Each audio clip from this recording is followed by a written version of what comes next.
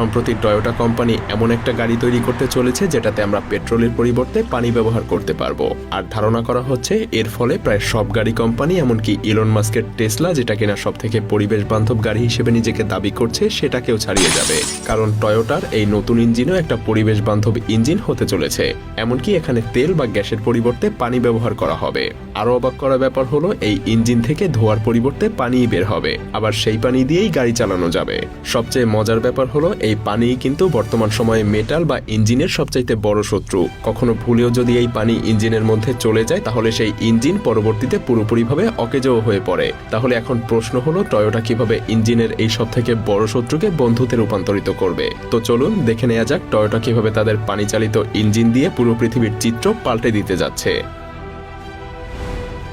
Toyota হলো এমন একটা কোম্পানি যারা কখনোই কোনো ট্রেন্ড ফলো করে না, বরং তারা নিজেরাই একটা ট্রেন্ড তৈরি করে যেটা অন্যান্য বড় কোম্পানিগুলো ফলো করে। আর এজন্যই তাদের একমাত্র ফোকাস হলো ইনোভেশন বা নতুনত্বে। আর তাই তো 1990 সালে যখন পুরো পৃথিবী ইলেকট্রিক গাড়ির কথা চিন্তায়ও আনতে পারছিল না, তখন টয়োটাই পৃথিবীর প্রথম হাইব্রিড ইলেকট্রিক গাড়ি টয়োটা প্রিয়াস লঞ্চ করে বসে। আর এভাবেই টয়োটা গাড়ির বাজারে ইভিএস বা ইলেকট্রিক গাড়ির একটা ট্রেন্ড সেট করে দেয়। কিন্তু টয়োটা নিজেই নিজেদের এই সাফল্যে খুশি হতে পারছিল না, কারণ টয়োটার সেই ইলেকট্রিক কার যখন পুরো পৃথিবী জুড়ে পরিচিত হচ্ছিল তখন তারা এই গাড়িতে বড় কিছু সমস্যা দেখতে পায়। আর তখনই টয়োটা এই গাড়ির উৎপাদন বন্ধ করে দেয়। কিন্তু কি ছিল সেই সমস্যা, যেটা ঠিক না করে বরং গাড়ি তৈরি করাই বন্ধ করে দিতে হলো? মূলত টয়োটা যখন তাদের টয়োটা প্রিয়াসকে পুরোপুরি ভালোভাবে পরীক্ষা করে তখন তারা দুইটা বড় সমস্যা দেখতে পায়। প্রথমত, ইলেকট্রিক কার একটা পরিবেশ বান্ধব গাড়ি হলেও একে চার্জ করার জন্য চার্জিং স্টেশনগুলোতে যে শক্তি জমা করা হয় সেগুলো কয়লা, প্রাকৃতিক গ্যাস, ডিজেল এগুলো থেকেই আসে, যেগুলো পরিবেশ দূষণের অন্যতম বড় কারণ। দ্বিতীয়ত, ইলেকট্রিক গাড়িতে যে ব্যাটারি ব্যবহার করা হয় সেটা তৈরি করা হয় লিথিয়াম, কোবাল্ট, নিকেলের মতো মেটাল দিয়ে। আর এইসব মেটাল থেকে একটা ব্যাটারি তৈরি করতে যে পরিমাণ জ্বালানি পোড়াতে হয় সেটা দিয়ে বরং দুইটা সাধারণ গাড়ি পুরোপুরিভাবে তৈরি হয়ে যাবে। আর এ কারণেই তারা ইলেকট্রিক গাড়ির উৎপাদন বন্ধ করে দিয়ে অন্য সব সাধারণ গাড়িকেই আরো বেশি ইমপ্রুভ করার কাজে মনোযোগ দেয়। তবে তাদের এই সমস্যার একটা সমাধান হতে পারে হাইড্রোজেন গ্যাস, কারণ একটা হাইড্রোজেন গ্যাসে দুইটা হাইড্রোজেন মলিকিউল থাকে। আর হাইড্রোজেনের আকার ছোট হওয়ার কারণে এটা খুব সহজেই কোনো ট্যাঙ্কে অনেক বেশি করে জমিয়ে রাখা যায়। এছাড়াও দুইটা হাইড্রোজেন মলিকিউলের মধ্যকার বন্ধন অনেক বেশি হওয়ায় খুব সহজেই তা ভেঙে প্রচুর পরিমাণে শক্তিও পাওয়া যায়, যেটা পেট্রোলের চেয়ে 3 গুণ বেশি। এছাড়াও এতে কার্বন ডাই অক্সাইডের মতো ভয়াবহ গ্যাস নির্গত হয় না। কিন্তু হাইড্রোজেন ব্যবহার করার কিছু ভয়ঙ্কর দিকও আছে, কারণ হাইড্রোজেন হলো একটা দাহ্য পদার্থ। আর তাই খুব সহজেই 100% পিওর হাইড্রোজেন গ্যাসে আগুন লেগে যায়। তাই বলাই যায় একটা গাড়িতে ট্যাঙ্ক ভর্তি হাইড্রোজেন গ্যাস নিয়ে ঘোরা আর গাড়িতে বিশাল একটা টাইম বোমা নিয়ে ঘোরা যেন একই কথা। সহজে বলতে গেলে এমন হাইড্রোজেন দিয়ে চালিত 100টা গাড়ি যদি কোনো ট্রাফিক জ্যামে আটকে যায় তাহলে সেই পুরো জায়গাটাই একটা অ্যাটম বোমে পরিণত হয়ে যায়, যেটা যে কোনো মুহূর্তেই ফাটতে পারে।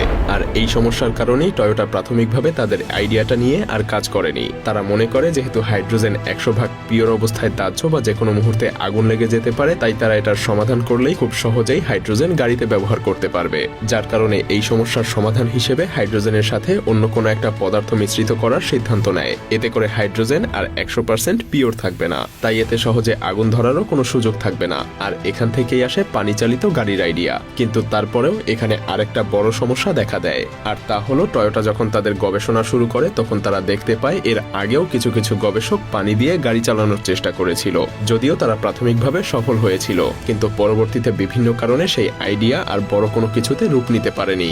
যেমন 1980 সালে আমেরিকায় বাড়তে থাকা তেলের দামের কারণে স্ট্যানলি মেয়র্স নামের একজন ছোট গবেষক পেট্রোলের বিকল্প হিসেবে পানি চালিত গাড়ি আবিষ্কার করে। তার আবিষ্কার করা গাড়ি 3 লিটার পানিতে প্রায় 180 কিলোমিটার পর্যন্ত যেতে পারত। কিন্তু স্বাভাবিকভাবেই বড় বড় পেট্রোল কোম্পানিগুলো এই ব্যাপারটা ভালোভাবে নেয়নি, কারণ এই আইডিয়া সবার কাছে পৌঁছালে তাদের ব্যবসা তো লাটে উঠে যাবে। তো 1998 সালে তিনি কিছু ইনভেস্টরের সাথে হোটেলে তার আবিষ্কার করা এই গাড়ি নিয়ে আলোচনা করছিল। তখন হঠাৎ করেই তার গলা শুকিয়ে আসতে শুরু করে। তিনি দৌড়ে হোটেল থেকে বাইরে চলে আসেন। কেউ তাকে কোনো রকম সাহায্য করার আগেই রাস্তাতেই তার মৃত্যু হয়ে যায়। আর সব থেকে ভয়ানক ব্যাপার হলো তার মৃত্যুর কিছুদিন পরেই তার বানানো গাড়ি আর তার সব ডিজাইন তার গ্যারেজ থেকে হাওয়া হয়ে যায়। কে বা কারা এমনটা করতে পারে তা সহজেই ধারণা করা যায়। বলা হয় সেই গাড়ির ডিজাইন যদি আজ থাকতো তাহলে বিদ্যুৎ চালিত গাড়ির আর কোনো অস্তিত্বই থাকতো না। এখানেই শেষ না, মেয়র্সের আবিষ্কার করা গাড়ির পর বিশ্বে আরো অনেকেই পানি দিয়ে চলা গাড়ি আবিষ্কারের চেষ্টা করেছিল। যেমন 2018 সালে ভারতের একদল শিক্ষার্থী পানি দিয়ে চলতে পারে এমন একটা গাড়ি আবিষ্কার করেছিল, তারা মারুতি গাড়ির ফুয়েল ট্যাঙ্কে ক্যালসিয়াম কার্বাইডের টুকরো আর পানি মিশিয়ে কেমিক্যাল রিয়েকশন ঘটায়, ফলে দাহ্য এসিটিলিন গ্যাস তৈরি হয়, যেটা দিয়ে সহজেই গাড়ি চলতে পারে। কিন্তু সব ডিজাইনেই কিছু না কিছু সমস্যা ছিল, আর সেই সমস্যাগুলোর মধ্যে 3টা বড় সমস্যাও ছিল।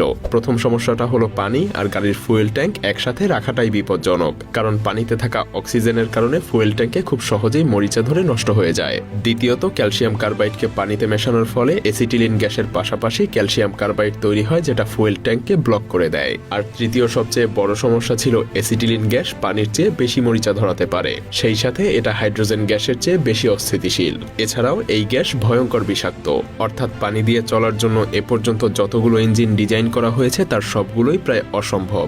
তাহলে টয়োটা কিভাবে তাদের পানি দিয়ে চালিত এই ইঞ্জিন ডিজাইন করলো? এখানেই প্রমাণ পাওয়া যায় টয়োটার ইঞ্জিনিয়ারদের দক্ষতা। তারা তাদের প্রথমে সেই ব্যর্থতা ঝেড়ে আবার পুরোদমে নতুনভাবে শুরু করে। পেট্রোল চালিত engine, hydrogen engine, electric engine, এই সবকিছু নিয়েই তারা আবার গবেষণা শুরু করে। তারা সেই গবেষণা থেকেই ইঞ্জিন 3টার সবথেকে ভালো দিকগুলোর সংমিশ্রণের মাধ্যমে পানি দিয়ে চালিত সক্ষম ইঞ্জিন তৈরি করে। ভাবছেন এটা কিভাবে সম্ভব? চলুন স্বল্প পরিসরে জেনে নেওয়া যাক।